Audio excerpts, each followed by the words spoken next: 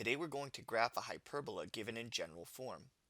There are two different types of hyperbolas, and as a result there are two different but related standard forms.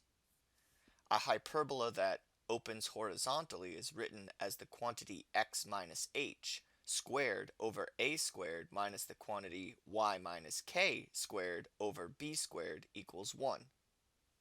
Similarly, a hyperbola that opens vertically is written as the quantity y minus k squared over b squared minus the quantity x minus h squared over a squared equals 1, which has just had the order and signs of the fractions switched. Like other conic sections, the equation for a hyperbola has a general form that is made up of monomials. The general form of a hyperbola that opens to the left and right is px squared minus qy squared plus cx plus dy plus e equals 0. The general form of a parabola opening up and down is basically the same, but the x squared term and the y squared terms have switched signs and order.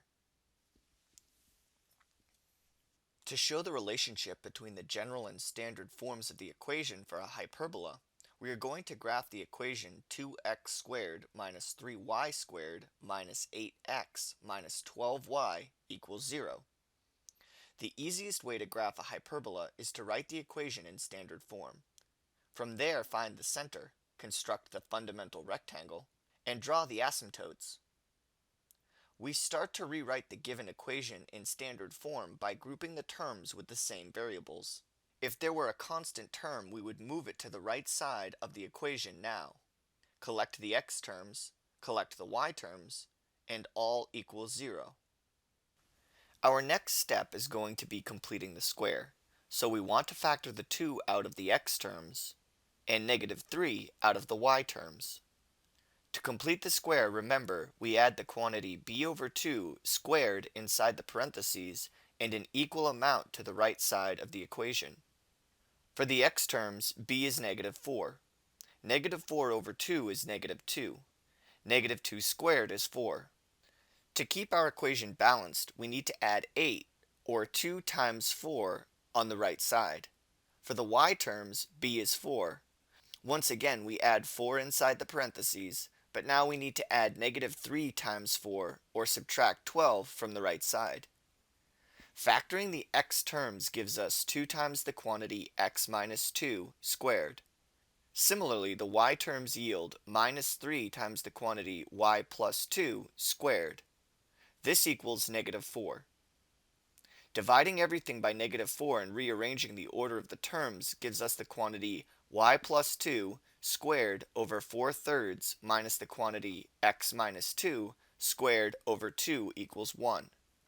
Now we can take what we need to graph the hyperbola from the equation in standard form. The center is at 2, negative 2. Plot the center. A is the square root of the denominator of the x term. A equals the square root of 2. B is the square root of the denominator of the y term, or the square root of 4/3. We can rationalize this as b equals 2 times the square root of 3 all over 3. The x term is negative, so we know the parabola opens vertically. We start by plotting the vertices, b units above and below the center.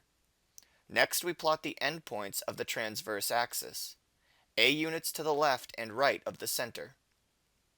The fundamental rectangle connects these points, and the asymptotes of the hyperbola pass through the center of the hyperbola and opposite corners of the fundamental rectangle. Now, draw a smooth curve below the center that stays close to the asymptotes except when it passes through the vertex. Repeat this above the center, and here is the graph of a hyperbola.